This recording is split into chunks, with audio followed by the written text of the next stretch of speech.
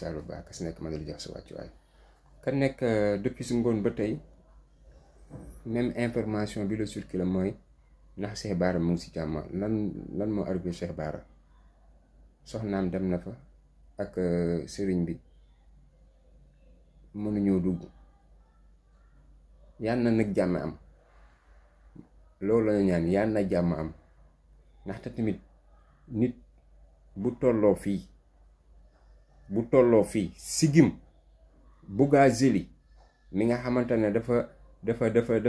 trafiquant faux billets ñu tëj ko mu feebar si ñoom li ñu wax mu am liberté ba jusqu'à présent sàkkatuma kaa xamante ne ñu ne dafa def xaw ma lan appel à l'insurrection téléphone am xaw ma lan ak lan bi ko juge attee ba delloo ko téléphone am mu jox ko liberté ñu oowaat ka sigim kële trafiquant boobu moo am liberté kii war naa mën a am liberté Cheikh Bara mi war naa mën a am liberté waaye nag ba ñu fàtte ne nag wallahi al azim li ma leen yàgg wax wallahi caaxaan du suul dëgg dina metti nag